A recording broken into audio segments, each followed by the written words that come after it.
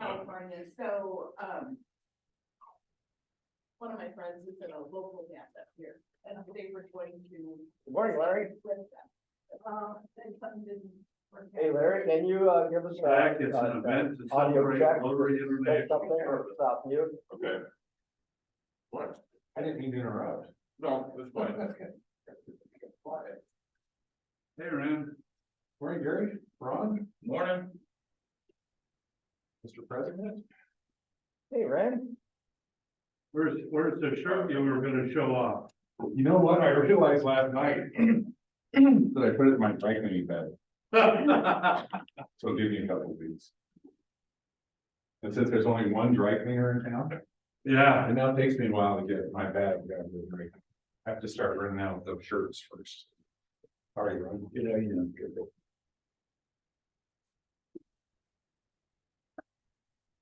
well, the guy's name is Ed Peterson. He was sent to Hagen.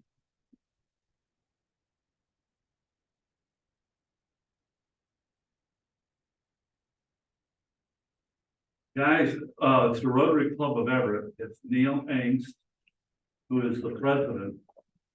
Okay. I say this is the Rotary Club of Everett. Rotary Club of Everett, to Everett. Yeah. Okay, for $1,000.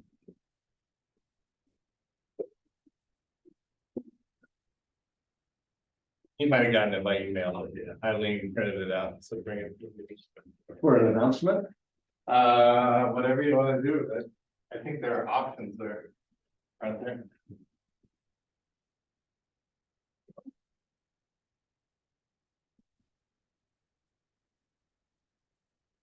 Just mail that check off, the last one is all the way.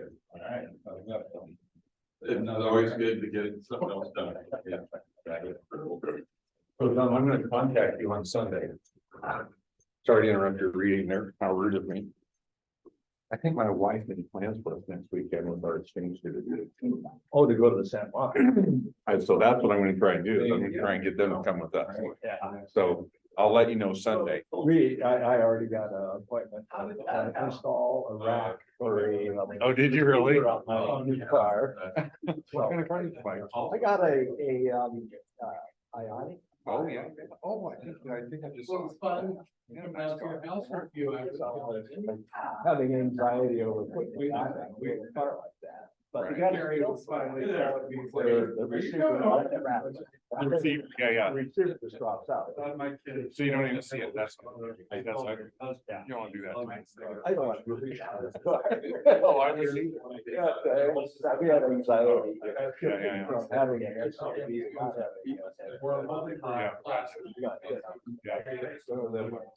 Well, I had mentioned this to my wife, 2 months ago, and we thought it was a great idea, and I mentioned to her. Yes. She was like, oh, time out. We've got Jonas and Hannah here, so. They come into town tomorrow. By Sunday, I will. And believe me, you know, I mean, you guys, obviously going to right, but a beautiful. Right, yeah. There's a 3-room block set.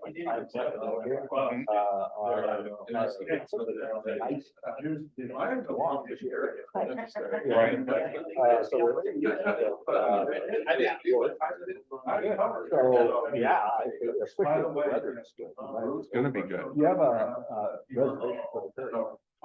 Yeah, I mean, I'll get back on that. If you don't, I've got One one. reservation. Yeah. Oh, I I've see. got one, and there's somebody else to drive, which is gonna happen now, because I can't go state wagon. Right, yeah, right, yeah. Somebody else to drive, and they like that, I want to get home to them, but if they do, I can do. As long as you promise, jumping.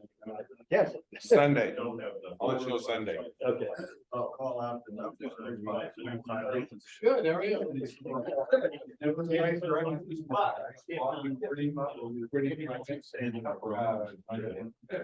We're done. But yeah, it's cool.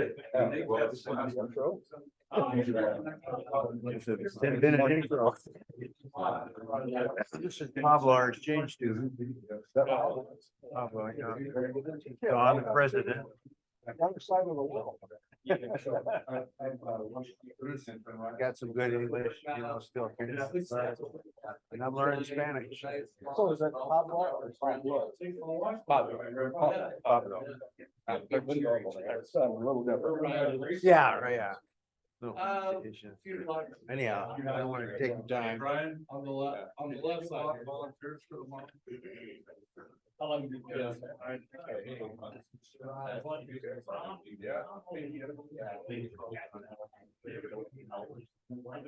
You're not, are you in that right now? All right. You're there. I like your idea of how they. Everybody.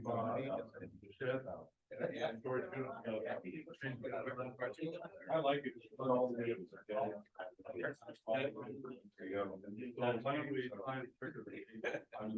I'm still building it.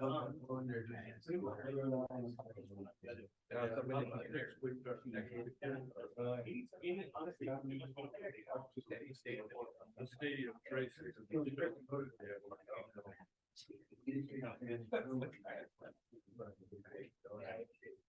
How are you? And I'm getting scared.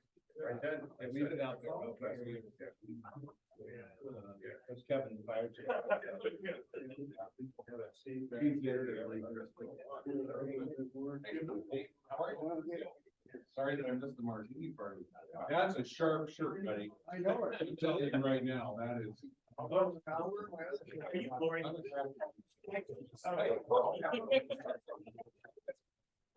So that's the.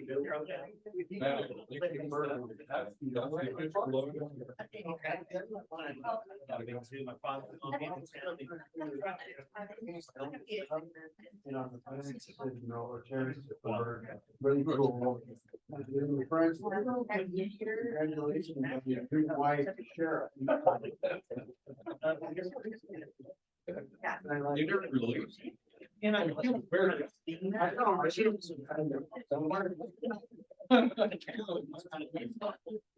I already. So they all stand separate. Saturday is different, they go back to here and now.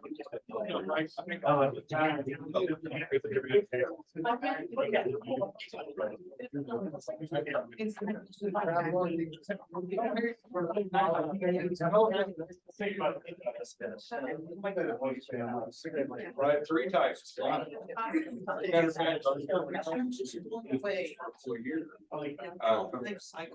Stay with us for a month.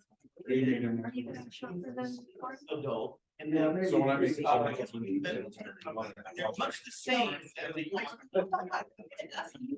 In the, like, nervous, they're usually nervous. And things like that, it was a little more, it's just like. So you're probably still in the short. And then it's like, they done.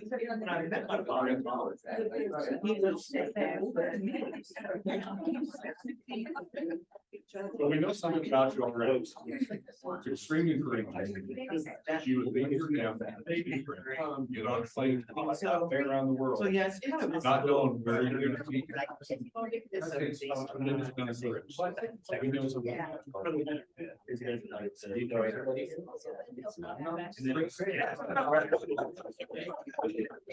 I'm sorry. He doesn't represent all. Hey, Rand, are you trying to scare me?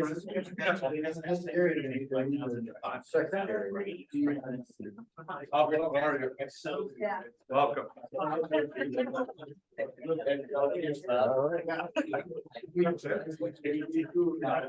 So one, and this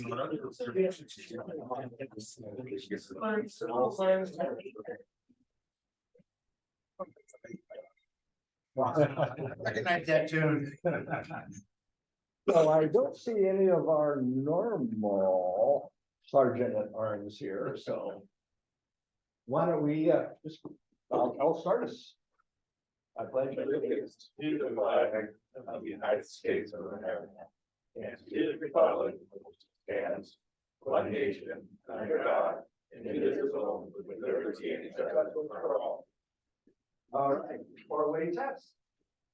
First, is the Second. Third. And fourth. And fifth. Yes.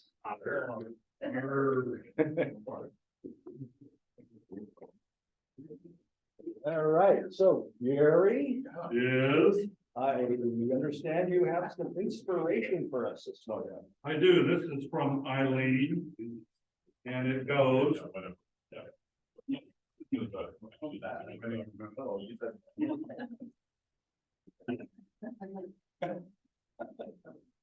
Go on, Barry. I'm starved for inspiration. I'm waiting for everybody to find out. That's what Eileen would say, right? A true community is not just about geographically close to someone or part of the same social web network. It's about feeling connected and responsible for what happens. Humanity is our ultimate community, and everyone plays a crucial role. Huh. Yeah, Will everybody cheer up at once? good. So, we have visitors today, first. I would like to introduce my mother, Judy Richardson. She is also called Rotary Mom. She's also the one that celebrated her 82nd birthday. Anyway. Oh. Okay,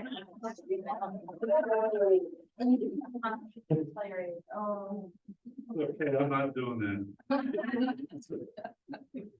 All right. Very fun. that.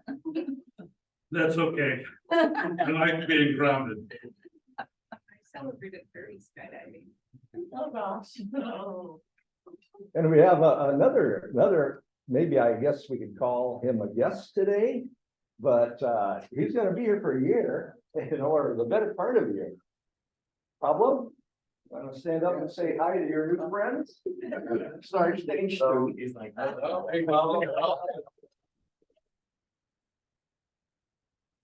He's staying at Kristen's house for the first term, and then there's 2 other host families that he'll be moving into, so.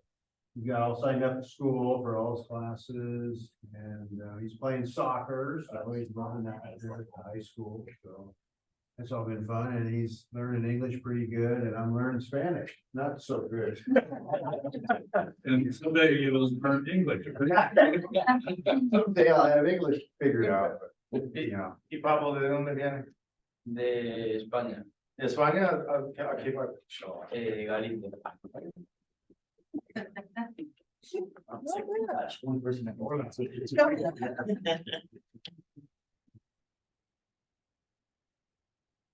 All right. And he's going on a weekend trip down to Seabeck on Hood Canal for some orientation and some getting prepared for later on things, so. I'm gonna drop him off at Everett, and they're gonna pick him up, they're gonna head to Edmonds Ferry, then go down to Seabeck on Canal. So, really cool. So you meet all the other exchange students on that trip, right? Yeah. They'll become very good friends of yours.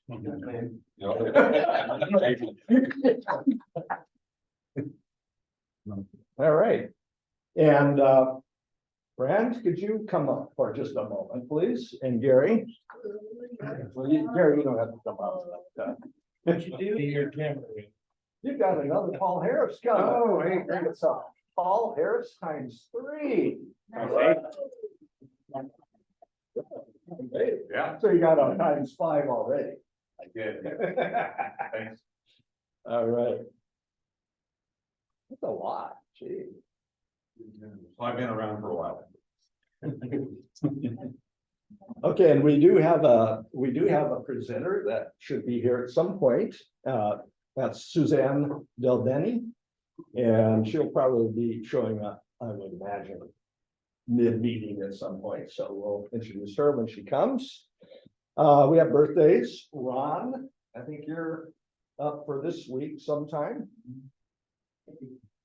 Oh, just me. I think you were born. I forgot. And then Jim Higgin has an anniversary, first one. And then we have 2 Rotary anniversaries. We have Amy and Brett. Both this week. How long for you? I don't know, 4 or 5 years maybe. Okay.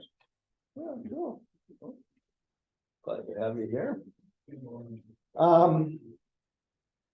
Kind of just a couple announcements, or actually just one announcement today. And that is that we are sponsoring an event with the Everett Rotary Club. It's a celebration of international service. And I think they're still kind of pulling the loose ends together. It's tentatively scheduled this coming week for September 14th. So as soon as we get final information, we'll shoot that out as a club email. So the event will be in Everett, and it will be $60 per plate. And as I mentioned, we're sponsoring it, so might be a good thing to attend if you can. That's a Thursday, I do believe. So anyhow, keep that in mind. Things are going good with Corks and Cakes planning. We have secured the venue. We're going to be at the Carlton Farms on the 11th, correct? 11th of what? November. Okay. And it's actually a very cool venue. I think we're going to enjoy having it there. One big room. The building is beautiful inside. It is November and it just might be raining. That's the rainiest month of the year in these parts. But one of the nice things about it is it's got a giant parking lot right outside the door. So, you know, that works out pretty good. So for sure, one trip in and out will be pretty easy. The only downside of this venue is you got to walk outside for a few feet to get to a different building for the restroom. It's all concrete pathway, so it's no big Down the deal. cornfield, right? Yes, that's probably where the concrete came from, otherwise. So one thing I think we ought to do is maybe pick up maybe four umbrellas and have just an umbrella stand undercover so that, you know, come and go as you please, that type of thing. But other than that, still working on the caterer. We're still working on the menu.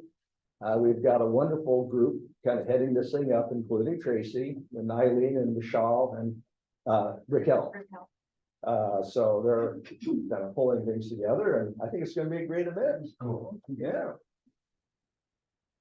All right. So let's do our reports, starting with you, Jack, for. Once again, you have to pay your dues, please pay soon, need the money. There you go. Yeah. Yeah, I'm kind of not helping, am I? Asking for checks for venues and all that kind of stuff. Yeah. So, you know, we did get, and we did get some money from Bob Howard. So, Oh. which. Oh, yeah, yeah. Wow. How did Want to that go? share how much? Yeah, why don't we? Yeah, so I split it between the two clubs, so you're gonna get over $1,000. Comparable about 300, so it's very successful. I hope everybody had a good time. It was great. We did. You know, it was a beautiful night. And the band was really fun. That you've used them before? Or I have not, no, this was the third year trying to line him up to get him there. Oh, He had COVID 1 year, our house wasn't ready to second, and so this was the time, so I talked to him, I don't know how many times, never met him until that evening, so. For the night before.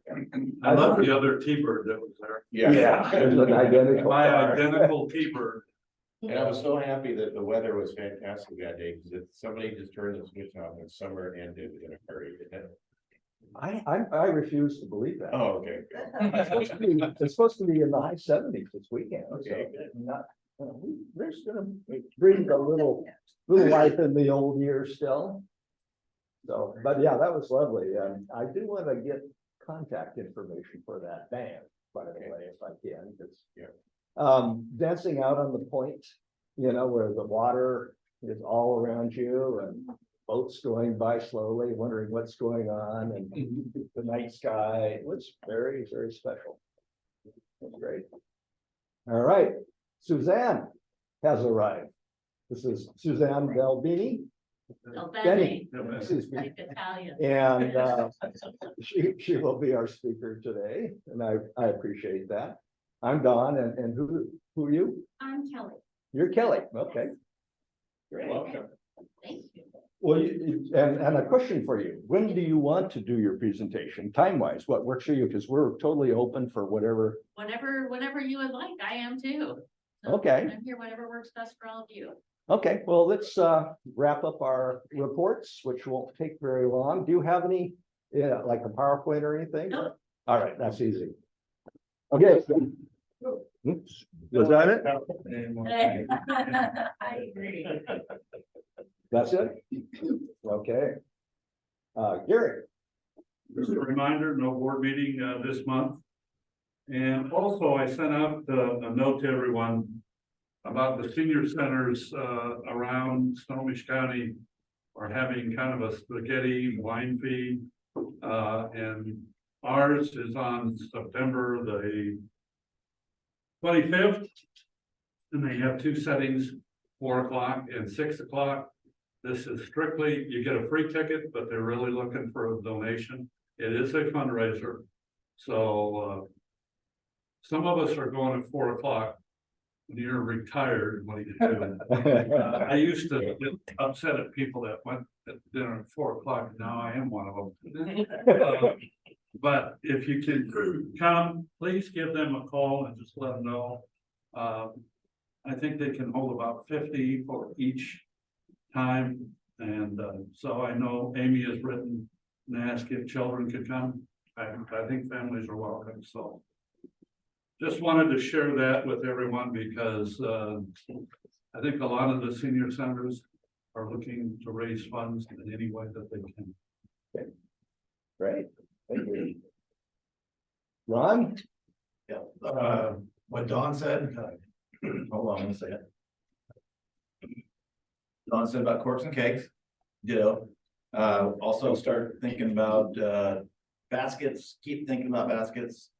Our libation donations, wine and beer, start bringing those in. And I know we think we have a little bit of grace in November, but it's gonna be right around the corner, so. Sponsors, Yeah. still need sponsors. Sponsors. Where's the stuff in storage? Brian Ruiz. Brian, correct, Brian? Yeah, if you're gonna drop anything off, just maybe call me or email me or something, make sure I'm in the office. If it's hard liquor, make sure you put a tab on that. If it's hard, Yeah. bring a spare just in case one day. Yeah, you know, he's from Texas, you never know. Well, you might have an excuse because I don't think we're allowed to have hard liquor at our venue. Oh, okay, good. So the long Just contract. leave it at my office then. And if it's vodka, it's safe, so you guys, so if you have a preference, I do. All right. Do you have anything on community service? If you sign up for the triathlon, it's awesome. If you haven't, just go to support it. I think it's gonna be awesome to watch. It makes me tired just watching those people swim and then run especially, but and then I'll set up, the next thing I'll set up is a skate park cleanup, probably for next weekend. So I'll send out an email. It's not too bad. I've been out there cleaning up often. So Don't forget, we have a bike ride on Saturday. is that this Saturday? No, next weekend. Yeah, then it won't be, then we won't. Yeah, it's a 16. Yeah. Weeknight. All right. Okay. Oh, one more, we got our Tuesday night fireside at the movie this coming up week. Oh, Oh, I didn't change it. Okay, where's it at? Where it's at. Brewery. Brewery. Brewery, okay.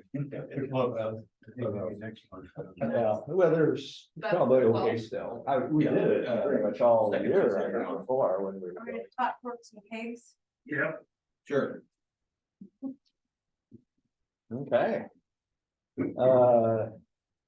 Kristen's not here. Kendra, you are on the screen. Do you have anything for your program support? Nothing new, but I am trying to reschedule our Sorry, Kendra, I beekeeping. got a technical difficulty. The speaker is not working like normal. So Oh, okay. we'll assume that you got some great programs coming out. Blink three or talk three times, blinking, hear it when you talk, and we'll know you heard that. Yes, she says I'll do it. I'll- All right, exactly. Oh, great. We can send Morse code, right? All right, and then ramp.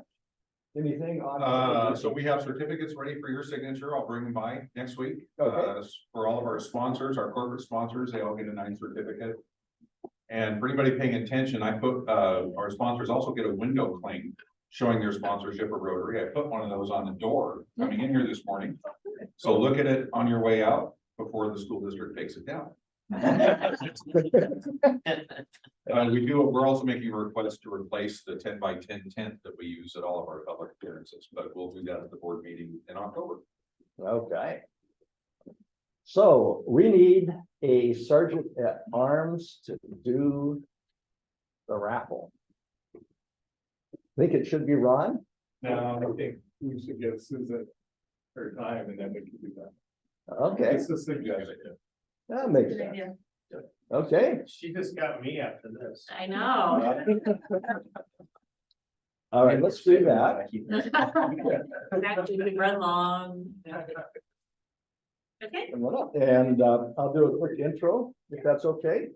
Suzanne is our congresswoman. It is Susan. It's- It has a Z, but it's just Susan. Boy, I'm muffing this. thing. No, you never even, So it's Del Betty. it's Del Bene. You got that. I should remember that. You know what? Because my mother's name is Adele and my father's name is Benny.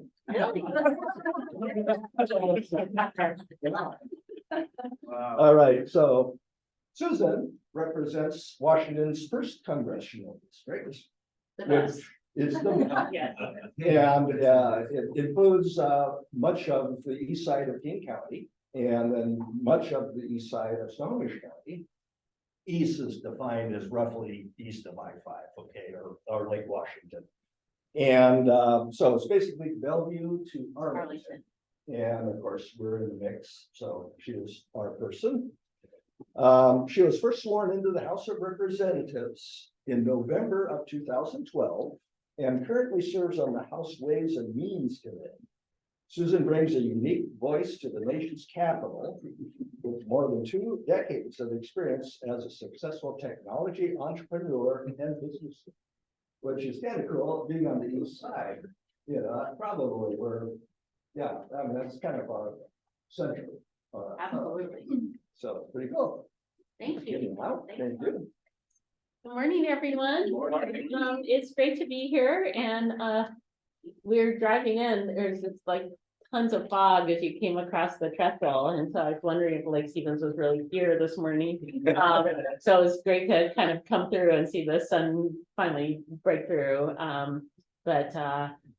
As Don said, it is our first district got changed a little bit with redistricting. And so I used to go up to the Canadian border, right? So we had this huge, but we shrank down and picked up a few new towns, Marysville, Arlington, Montlake Terrace, and part of Bellevue. So that's kind of our our district now, King and Snohomish County. But Lake Stevens has been in a part of the district all the time. So so I appreciate the opportunity to get to represent this region and continue to represent this region. I want this to be interactive, but just kind of a few highlights of where we're at. We've had a lot of work got done, especially last Congress, as you've heard about infrastructure and investments there.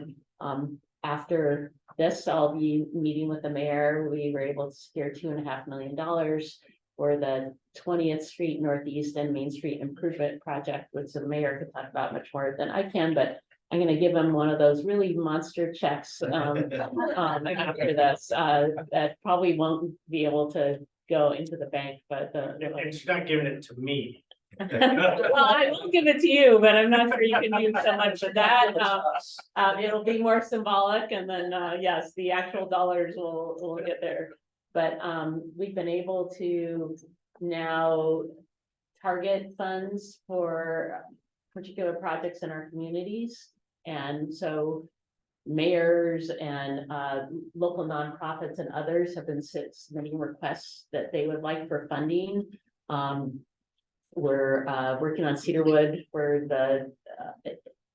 this current fiscal year. All of these potentially go through if we can pass a funding package in Congress this year, because these go part of that. So the project I was talking about, the 20th Street Northeast and Main Street Improvement Project, was from this past fiscal year. And so it's already been passed and approved, and those dollars are secured. We're trying to work on Cedarwood for the 2024 budget. I go back on Tuesday, where we will try to pass funding for the federal government. The federal government runs out of money at the end of September. So the days are counting down. So the new fiscal year starts October 1st. In an ideal world, and as you said, I'm a former business person, and I encourage all of you in business not to wait till a couple days before your fiscal year ends to figure out how you're going to pay for the next fiscal year. Not a great policy for us either, but that's going to be what we spend these next few weeks figuring out if we can find a path forward on a budget. But these projects and new projects like Cedarwood would be contained in that budget if we can pass it. So it's important to me that we get those through, because that also not only keeps the government running, which is critically important, but also make sure some of these future projects that we have for the communities go through. And it's not just these targeted dollars, it's also the dollars that go through to the state that help a lot of our transportation funding broadly that comes from the state is federal dollars that are given to the state, and then the state allocates them. We've been spending a lot of time working on dollars for the trestle in particular. We've done a lot of things highlighting the interesting support, the beams under the trestle and how they may not look always vertical. And so that's been a huge project since the east side of the trestle is in my district and the west side is in Congressman Larson. We've been working together to get resources there because we know how important that is. Along Highway 2 and what a choke point that's been, especially for everyone who lives here. We saw that as we were coming in, the lines of cars waiting to get out towards I-5. So infrastructure has been huge, not just transportation infrastructure, but also investments in broadband, which have been critical to Eastern Snohomish County. Also water treatment and which is projects which have been important given the growth we've seen in our region. So there's been a lot of infrastructure work that communities are looking for. You look at the dollars we've had for community projects. Many times it's for things like sewer systems or water treatment or expansion, replacement of old pipes, things like that, because our communities have been growing so quickly. The other thing we did that's coming to fruition now, because legislation went through last Congress, and so you're seeing that not only in the infrastructure dollars, but also the investments that we've made in things like healthcare and prescription drugs. Definitely the $35 cap on insulin has had a huge impact across all of our communities. There's continues to be work on prescription drug pricing, especially for seniors and within Medicare. That's all coming through too. We passed the PACT Act, which is making sure that we're providing coverage for veterans, especially who are exposed to burn pits during service, who haven't previously been covered before. This is a huge opportunity to make sure that we're actually giving veterans the benefits that they have earned and deserve, and covering the consequences of the exposure that they had. I highlight that because there's been a lot of work recently with respect to the PACT Act to make sure that folks are aware of the benefits that they are now able to receive and know how to sign up. And underlying all of this, that's a huge service that my office can provide to the community. Not only do we have the website, and the website is delbene.house.gov, and you can go there at any point, but we have caseworkers in my office who work with our community members to help them access federal benefits. Clearly, veterans benefits is a big one. We also have a lot of folks contacting us for, when they have challenges with the IRS and can't get information they need. Small businesses, working, access to federal grants. Immigration, passports, it's been a big one because there's been delays on passports. I highlight all of that because you should know that if you ever have an issue with a federal agency, even a question, or you're not getting a response, or that's a service my office provides. Not everyone always thinks that they should contact us. Absolutely, because if we can't help, we can tell you if there's not something we can help with. But in a lot of cases, we can. Sometimes we can just get you an answer that you've been waiting months for that you can't get. Kelly, who's sitting there, Kelly's my district director, so she runs the office here in Washington State versus Washington DC. We're always in Washington somewhere, but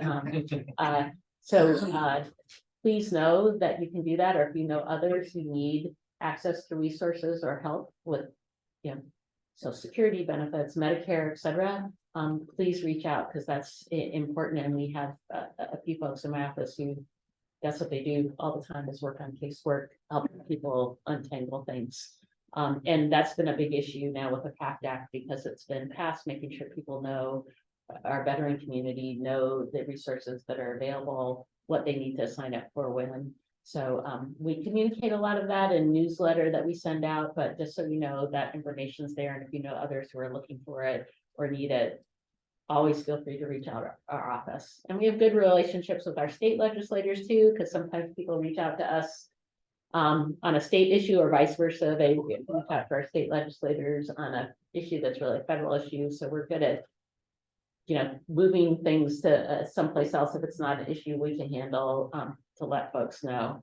We can only work on casework for our constituents. So if someone doesn't live in the first congressional district, I can't technically do casework for them, but we can make sure we hand it off to the right member of Congress who might cover their issue. So again, always, and we had some confusion around that because when the lines changed with redistricting, but again, we're happy to point people the right direction. So always feel free to reach out. Some of the other big issues we've been working with folks on, affordable housing. This is a huge issue throughout our region because we've had so much growth and prices have gone up everywhere, including right here. There is federal tax credits, the low-income housing tax credit that helps finance a lot of affordable housing projects across the country. And that's been oversubscribed, so we haven't had enough tax credits to help with all the projects that are out there. I've been leading the effort in the House, and Senator Cantwell has actually been leading in the Senate to expand the affordable housing credit so that we can get more projects penciled in and off the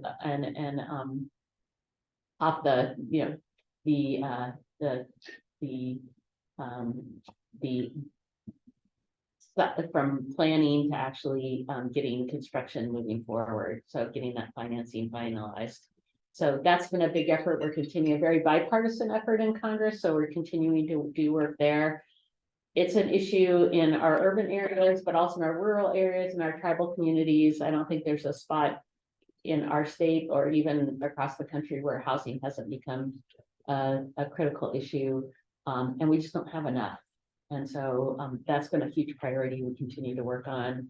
But like I said, I want to talk about what might be on your mind, open up for questions. And so let's do that and we can kind of go talk about anything. It doesn't have to be something I just talked about, but yes. So, I've heard the name House Ways Committee, but. We are the most important committee, according to ourselves, yeah. What falls under that purview, and then what other committees might be on? Okay, so we have the Ways and Means Committee. The reason we all act like it's the most important committee is because the only committee that was written in the Constitution that was a committee that needed to be there. So all the other committees were generated later. So we hang that over everyone's head and remind them how important we are.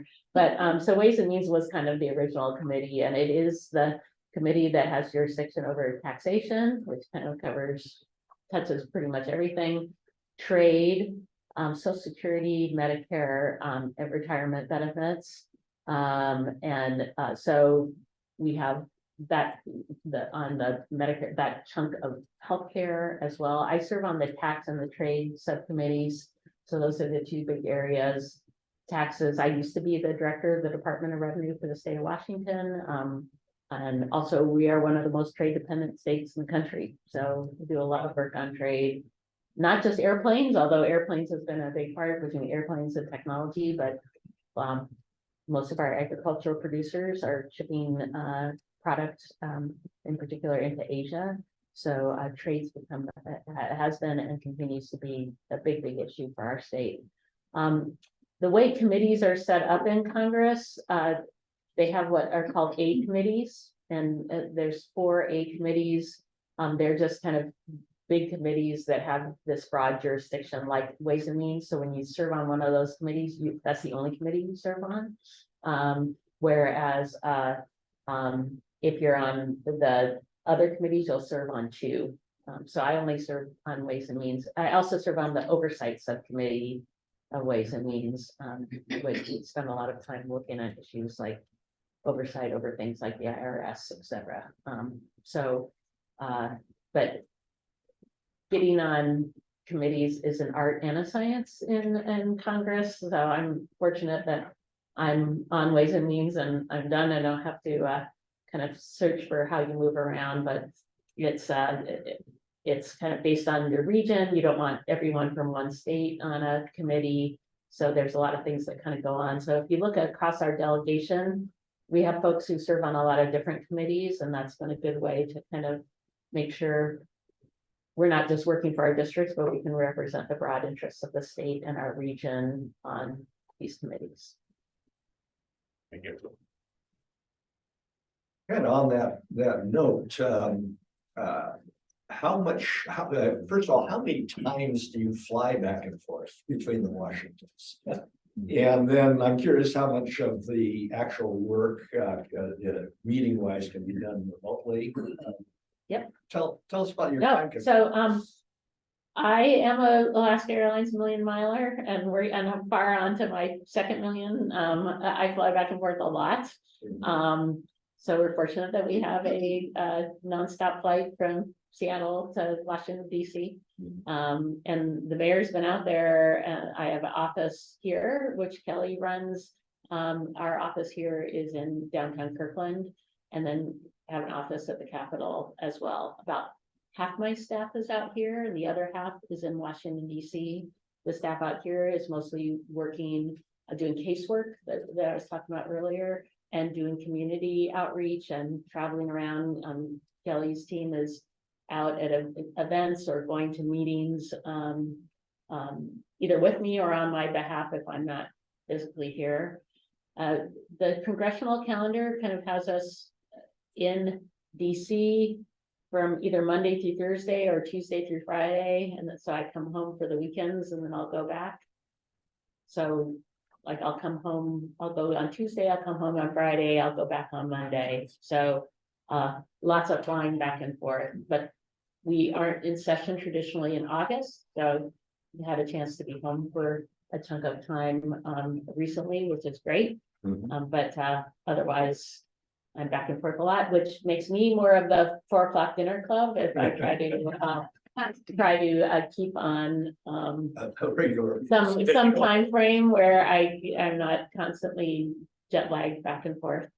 My husband works for the Veterans Administration, and even when he's out here, he's on DC time for meetings. So he starts meetings at 5 o'clock in the morning all the time. So we are the early dinner crowd too. So I'm with you on the 4 or 5 o'clock dinner. But so it is a lot of back and forth. Obviously, on the West Coast, we're a lot farther away, and so not a lot more travel. I feel fortunate though, I've got colleagues in Hawaii or Alaska. And so I get here and they still have a whole nother flight to go. And they just can't go home as much. Or folks like Congressman Newhouse, who represents just on the other side of the mountains. He has to, change planes. He doesn't get a nonstop. He lives in Sunnyside. So, between flying either into Seattle and then going to Yakima and driving for a couple hours, right? You can I'm very fortunate that I don't have that same commute, but there's a lot of back and forth. A lot of back and forth to be home. But it's also home, so I'd rather come home even if it's for Saturday and Sunday than not. Plus I have my dog and my granddaughter, my kids, but my granddaughter, most importantly, are all out here. I'm a new grandparent, so I'm, Congratulations. she's 10 months old and it's great, so all your grandparents know that. And she's not spoiled at all, right? Not at all, I'm working hard to do my best to spoil her. It's a little harder when she's so little, she does it, right now it's just fun to hang out with her, but yeah, that I will take that responsibility very seriously. The spoiling responsibility. Yes. I know that members of Congress are at times can get a flag that is flown over the Capitol and give it to a constituent or someone. Mhm. I was wondering if that's something that we could prevail upon you for our fundraiser, and something that we might have available. I have one. I was fortunate when I retired. I was a lobbyist for a timber company, and so I was able to get one through the Clinton administration many years ago. Actually, you can request those from our office, so yes, folks do for a variety of reasons to honor folks. We'll do requests. Sometimes I do requests directly when for families when someone's passed away, if we hear about it to present. But you can also request that and we can have those flown. They'll be flown, we get a certificate back and then to provide you the flag and the certificate. Okay. So isn't there a request on the website, Kelly? Yeah. And go Seahawks. Specific, when I'm Lance Miles, I'm CEO of Sherwood Community Services, and we provide services to children and adults with disabilities. So I'll follow up with you, Kelly, on this issue afterwards, but one of the things we're working on at the federal level is we provide early intervention services for infants and toddlers birth to 3 who have developmental delays and disabilities. And part of that system that was set up at the federal level on down is part of IDEA, so the state or the federal education part C, which is early intervention, requires us to charge copays, insurance copays and deductibles to families. And what we found is it's a real barrier for families that don't have that resource. And as you've seen, insurance deductibles and copays go up over the years. It's something that the president has proposed the last couple of years to eliminate those copays, to make services more available. The last thing that we want to hear is a family saying, I got to keep food on the table and a roof over our heads, so our kid cannot receive these services because we can't afford the copays and deductibles. So happy to follow up, but it's one thing that we're working on at the federal level that I wanted to make you aware of. No, thank you. And I absolutely understand. And that's why when I talk about kind of the budget and passing federal funding, so critical, because even for programs that exist, if we don't continue to fund them every year, we make problems even worse because, or if we shut down, then things are shut down for months. And even when they're, even though the resources might be available after we open back up again, it means disruption to access to resources or people answering questions. But agree on the copay and the challenges that brings. I've separately been working, so that's a specific piece of legislation to address the issue we've talked about. I've also separately been working on the expanded child tax credit. During the pandemic, we passed the American Rescue Plan, which is big legislation that provided a lot of resources to cities and local communities, first responders, but it also expanded the child tax credit. And the way our child tax credit that we have today works is it's a tax credit that you to help folks cover costs for taking care of kids, but the challenge is you have to make enough money for a tax credit to help you, right? You have to have enough tax burden for it to offset that. One of the things we did in the expanded version with the place for a year is we said, well, if you aren't making enough money to even have a tax burden, we'll give you the full benefit as a payment. And checks were going out to folks, monthly checks were going out to folks across the country, which were huge because we were hearing from families about many of the things you're talking about. What were they using that money for? Paying for things like healthcare, housing, food, diapers, which are very expensive for young children, formula, which also is very expensive. And so, but that was only put in place in the American Rescue Plan for a year. So those checks went out, they stopped. We reduced child poverty in this country by almost 50%. When we had the expanded child tax credit in place. And then, of course, doing that for a year was great, but that wasn't enough to alleviate that poverty. I think it's something we should do permanently because so many families struggle with costs. And we know when kids grow up and do well and are in a great environment when they grow up, the outcomes are better. It costs us, childhood poverty costs us $1 trillion a year across the country. So imagine what we can do if we invest a little bit to help address issues like you're talking about, so folks can have access to the resources, the services, the basic needs their kids have. And you know, I talked to one mom actually up in Whatcom County who was working 3 jobs to try to single mom, and she said the expanded credit helped her only have to do 2 jobs. And she said that was time I could spend with my kids where I couldn't be with them because and one of her kids had a developmental disability, and that was, you know, part of her challenge in terms of making sure she had resources to help for that. So it's thank you for raising that. And Yeah, I think there's that, but there's other things we can do to help our communities too. thank you.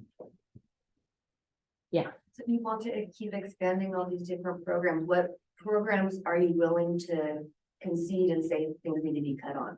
So I think, you know, and I kind of take I call a business perspective when I look at our programs and I look at our budget across the board.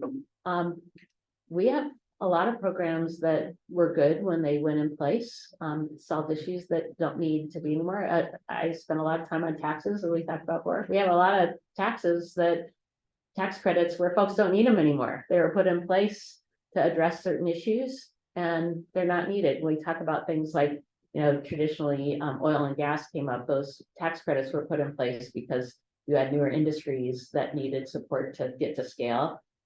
They're very much at scale and fine and very profitable businesses.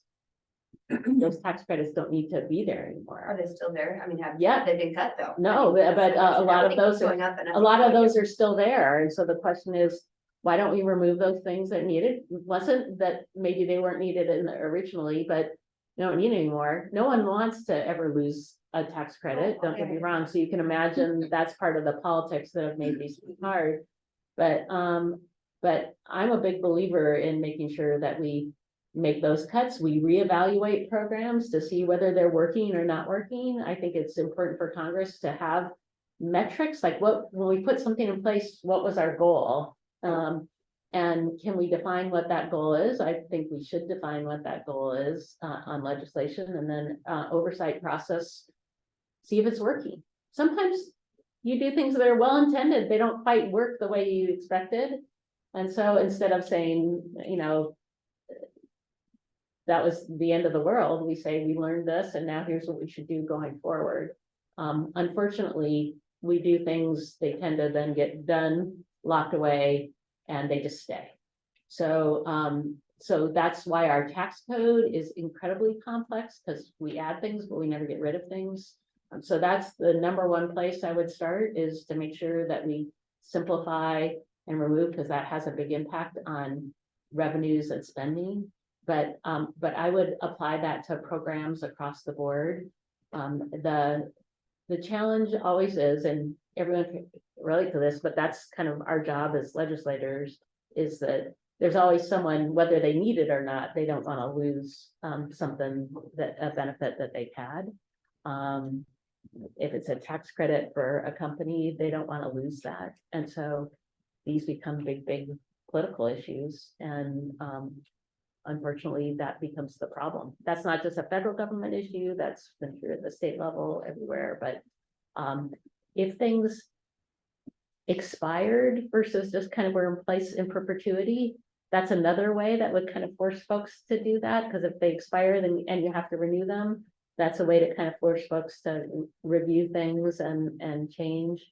We have some places where that happens, and that can be helpful because then people have to do a little more oversight before they renew. But Are more programs tied to expiration now versus? not always. It kind of depends. And some programs exist in perpetuity, but what their funding is separately done every year. So, which is why what we're trying to do right now. So you have to authorize a program, but actually appropriating dollars is done separately. So a program can exist, but it may not have any funding unless we allocate those dollars. And so there's kind of a two-step process, authorizing a program and then separately putting money into that bucket. And I am not a big fan of what has been suggested, across the board cuts. I think we should be smarter for things that are working and doing well. Then we should fund those. And if they're not doing well, we shouldn't, but just cutting everything equally across the board is not at all fiscally responsible or efficient. Yeah. But sometimes that's a common way folks do it because it sounds easy. We'll just cut everything. But then the things that give you a great return, you're cutting too. And sometimes not spending, not investing is more expensive. And I use the example, which I know the mayor will understand, if we don't fix a road, right, there's a pothole. If you don't fix the pothole, then the roadbed goes bad, then you've got more and more. Instead of preserving the investment you have, you end up with something that's much more expensive because you didn't spend a little money maintaining it in the first place. I don't think, I worry a lot about government shutdowns or just out and out cutting programs where things look good today and we say everything's fine, we don't need to spend anymore. But if we don't maintain, and infrastructure is a great example, we're going to pay a lot more later to try to bring it back up to date than we would have if we just kept it in good shape in the first place. So it's hard because from a business perspective, we have, I've been a CEO of a small company. You decide, that's your job, is to decide and make things happen. I think legislative bodies work very hard to not decide if they don't have to. And yet doing nothing can be pretty damaging too. So I would love to see us be able to be more nimble from a legislative standpoint, try things, see if they work, pilots, learn. The world changes quite quickly, and policy doesn't. And definitely in technology, because was my background. We are way behind on policy with respect to technology, things like data privacy, because they're hard and complicated and people keep waiting, like, oh, well, this is going to change. And then we don't do anything. We don't have consumer data privacy laws in place. So we're behind now. We need to do things and realize that we can update them and change them, not just that we do them and we're never going to touch them again. But that involves a more nimble legislative process probably than traditionally we've had. I'd like to see us figure out how we get there. Yeah. So to go off your answer to Lance, you mentioned that when the child tax credits were implemented, that it reduced child poverty by 50%. I'm the director of the food bank in Lake Stevens. So when that did go away, I know from my personal experience that things have gotten much worse. So what's being done to help poverty and hunger alleviating organizations or just assistance organizations?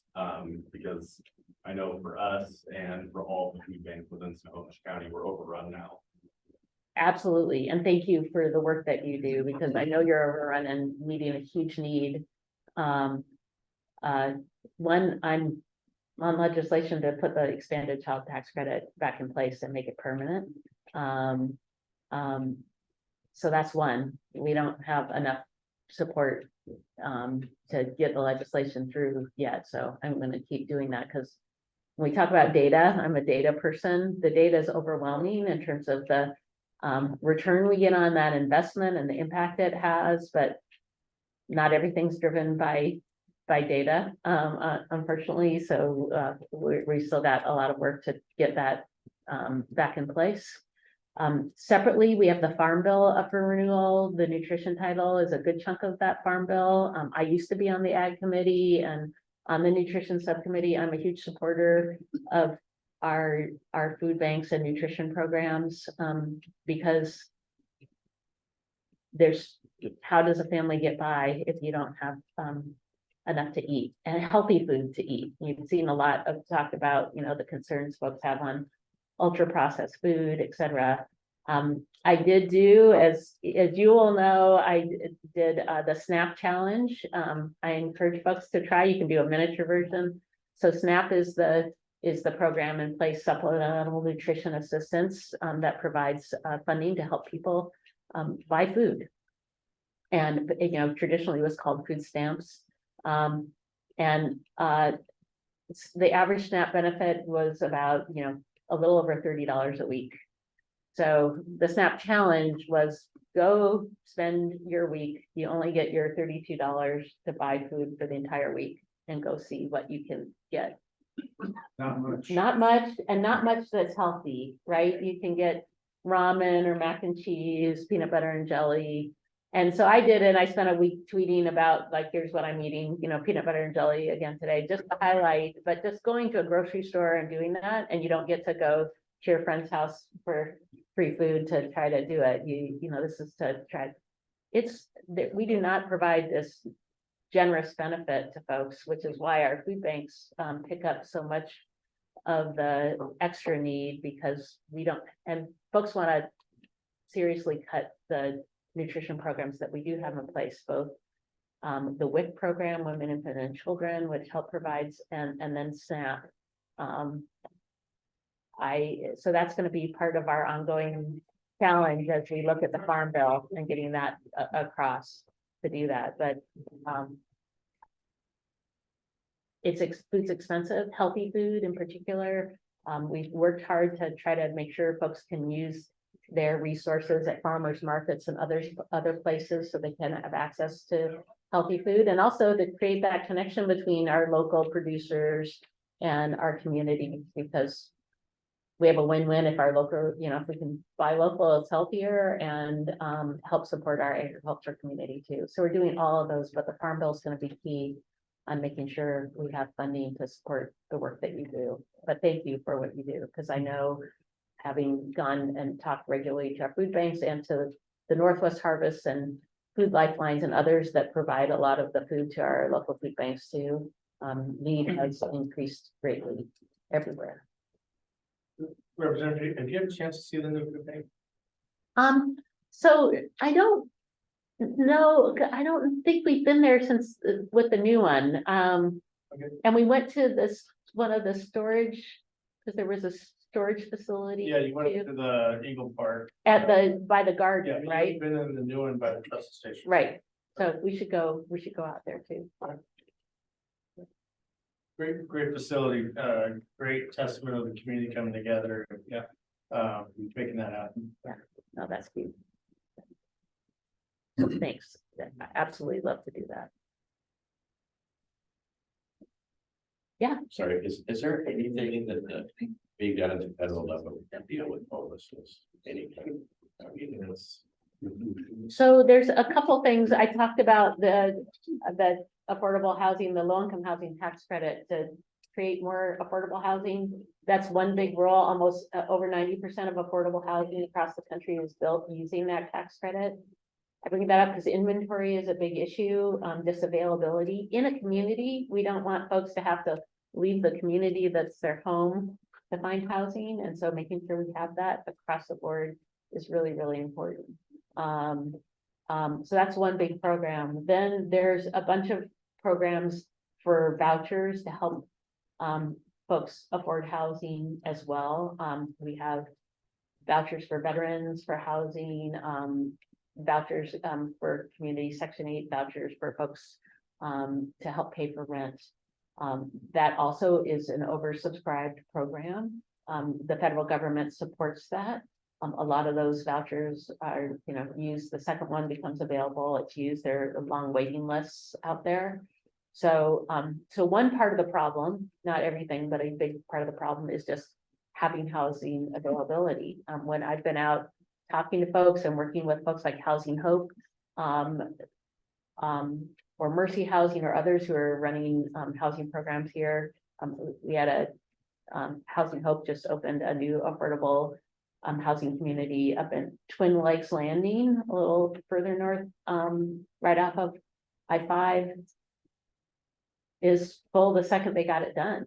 They had, there was the second part of this project, and great housing and some larger units for families, because one of the challenges too is having, 2 or 3 bedroom units for bigger families. So we just don't have enough. So that's one, is having enough, and then 2, also the supportive services that can go around that for different communities. Tomorrow I'm going to be in Redmond, and the Together Center is open. It has their grand opening. The Together Center was this idea where many local nonprofits that were helping our vulnerable communities had kind of co-located in Redmond.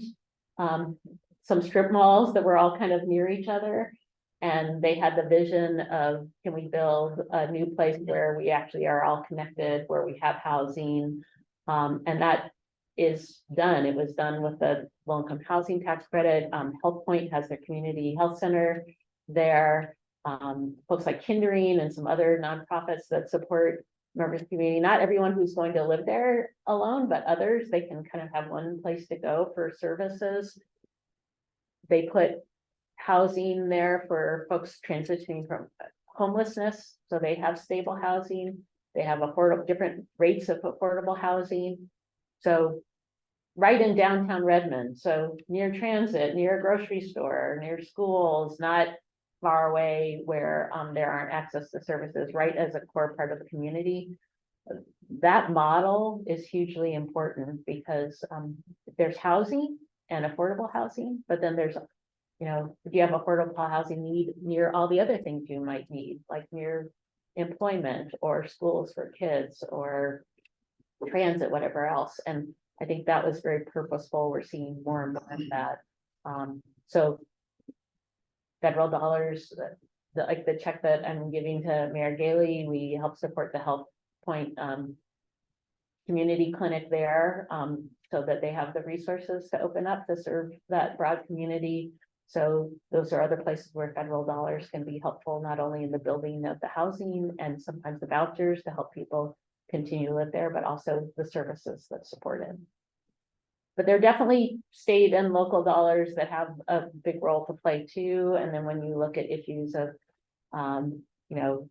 mental health, impact on law enforcement and first responders, right? Those are all ongoing issues too that are part of the work that we need to do to address homelessness more broadly. Yes. I'm not sure if you were here when we introduced our young man sitting up front, but we have a Rotary exchange student from Spain sitting up front here.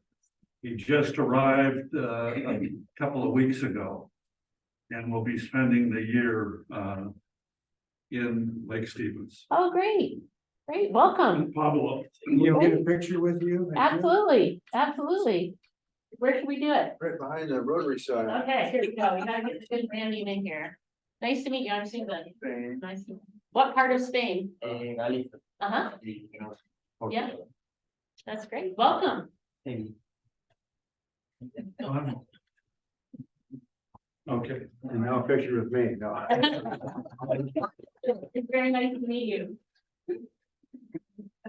Thank you, everyone. And again, please reach out.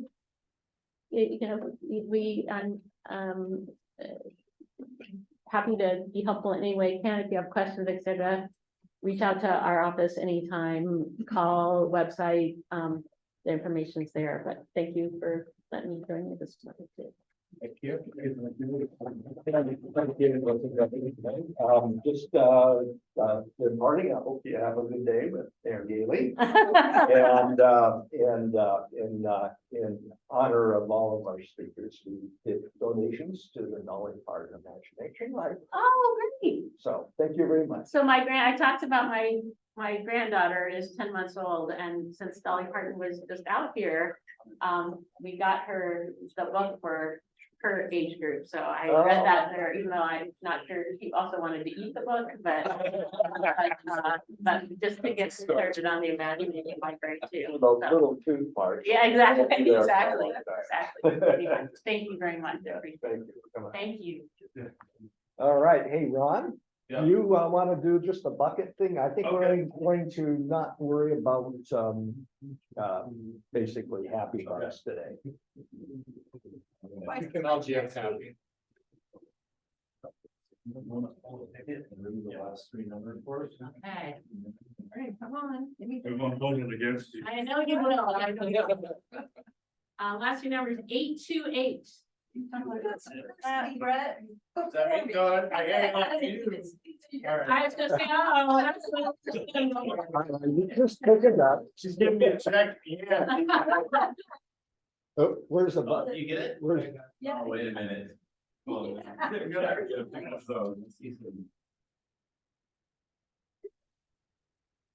Nope, no. Oh.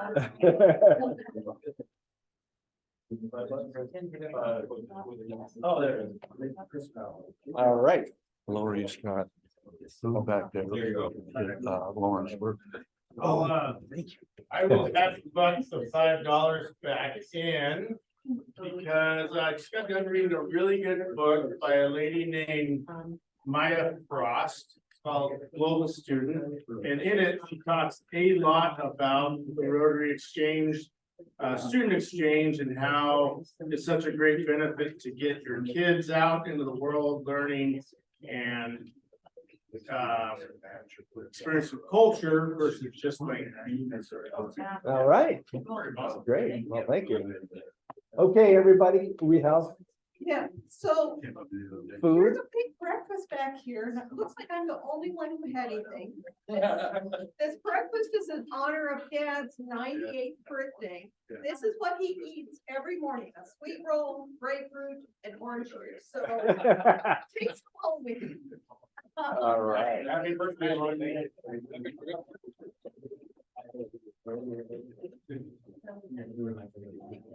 Other than eating as we see fit, I pronounce the meeting adjourned and let's go.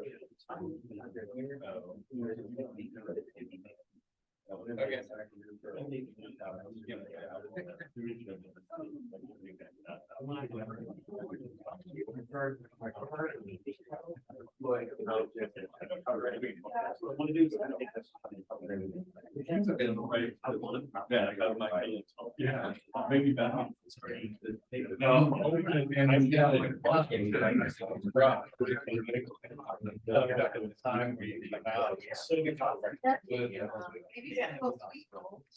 So do you want? Yeah, so yeah, it's obviously. It is.